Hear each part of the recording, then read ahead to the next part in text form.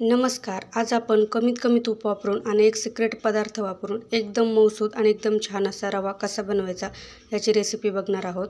तर त्यासाठी सगळ्यात अगोदर ना इथं गॅसवरती एक कढई गरम करायला ठेवली. कढई गरम झाल्यानंतर 5 ते 6 चमचे इथं तूप टाकून घेतलेले आहे आणि तूप हे वितळलेले त्यामुळे असं दिसतंय. तर हे तूप व्यवस्थित गरम झाल्यानंतर मी ते 1 वाटी बारीक रवा घेतलेला आहे. तर हा रवा ह्या तुपामध्ये टाकून घ्यायचा आहे. तर मी थोडीशी मोठी वाटी घेतलेली आहे. तर हा 1 वाटी रवा आहे याच्यामध्ये टाकून घेतलेला आहे आणि मस्त असा तुपामध्ये हा रवा आपल्याला भाजून घ्यायचा आहे. आणि रवा भाजत असताना गॅस अजिबात फास्ट करायचा नाही.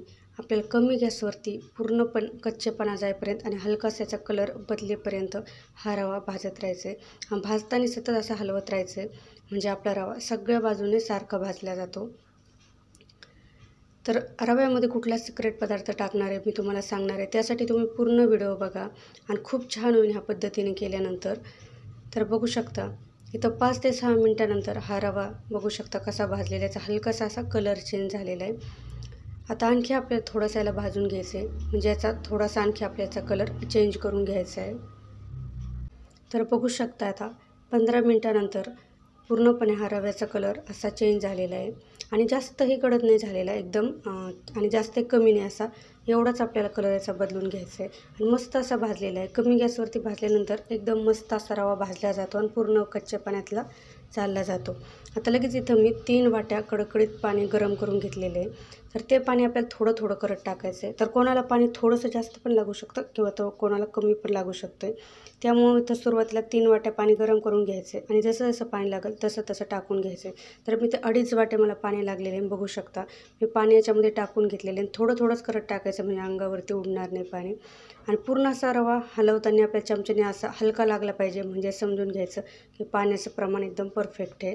असा जड नाही लागला पाहिजे हलवताना.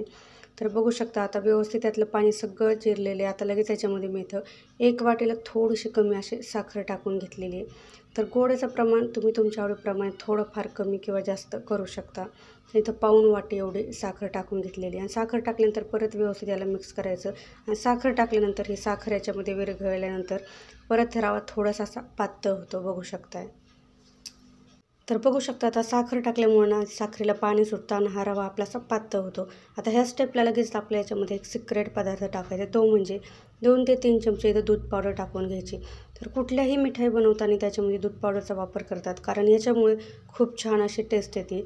आता ह्या रव्यामध्ये आपल्याला आपण दूध नाही वापरले किंवा तूपसुद्धा कमी वापरले त्यामुळे फक्त इथे 2 ते 3 चमचे दूध पावडर टाकून घ्यायची आणि तुम्हाला गॅरंटी देऊन सांगते दूध पावडर टाकल्यानंतर इतकी छान या रव्याची टेस्ट येते ना असं वाटतं की आपण काहीतरी खव्याचा पदार्थ खाऊ राहिलो इतकं छान आहे टेस्ट येते. त्यामुळे तुम्ही एकदा नक्की अशा पद्धतीने करून बघा. दूध पावडर टाकल्यानंतर खरंच खूप इतकी छान मस्त अशी टेस्ट येते. आता हे याच्यामध्ये टाकल्यानंतर व्यवस्थित मिक्स करून घ्यायचे. आता तुम्हाला आवडत असेल तर ह्या स्टेपला तुम्ही वेलचीची पावडरसुद्धा टाकू शकता. आता नीट मिक्स केल्यानंतर आता सगळ्यात शेवटी आपल्याला इथं अर्धा किंवा 1 चमचा तूप टाकून घ्यायचे. तर सगळ्यात शेवटी तूप टाकल्यामुळे मस्त असा मऊसूतपणा येतो ह्या रव्याला आणि छान अशी एक चकाकी येते. त्यामुळे इथं 1 किंवा अर्धा चमचा तूप टाकून घ्यायचे. आता व्यवस्थित मिक्स केल्यानंतर मी इथं काही ड्रायफ्रूट्स कट करून घेतलेले आहेत. त्याच्यामध्ये मी थोडेसे काजू आणि बदाम आणि पिस्ता असे कट करून घेतलेत. हे सुद्धा याच्यामध्ये टाकून घ्यायचे आहेत. आता हे ड्रायफ्रूट्स याच्यामध्ये मी असेच कच्चे टाकून घेणार आहे. तुम्हाला जर थोडेसे तुपामध्ये परतून किंवा तुपामध्ये भाजून टाकायचे असेल तरी तुम्ही टाकू शकता. आता ह्याच्यामध्ये ड्रायफ्रूट्स टाकल्यानंतर व्यवस्थित त्याला मिक्स करून घ्यायचं आहे आणि बघू शकता किती मस्त मऊसूत आपला आता रवा बनून तयार झालेला आहे. आता एखाद्या प्लेटीमध्ये गरमागरम खायचा इतका छान लागतो ना खरं सांगते. अशा पद्धतीने जर केलं ना तुम्ही सगळ्या पद्धती विसरून जाता आणि सारखं असंच करताना एवढं छान आपला हा रवा बनून तयार होतो. आणि आपण मेन म्हणजे याच्यामध्ये एकदम कमी तुपाचा वापर केलेला आहे तरीसुद्धा एकदम मऊसूत आणि एकदम छान असा आपला रवा बनून तयार झालेला आहे. अगदी लहानांपासून मोठ्यांपर्यंत सगळे आवडीने खाते एवढा छान झालेला आहे. तुम्हाला जर आवडला असेल ना तुम्ही नक्की अशा पद्धतीने बनवून बघा. आणि रेसिपी आवडली असेल ना तर प्लीज एक लाईक करा आणि तुमच्या नातेवाईकांमध्ये जास्तीत जास्त शेअरसुद्धा करा. चॅनलवर नवीन असतात तर सबस्क्राईब करा. रेसिपी बघितल्याबद्दल धन्यवाद.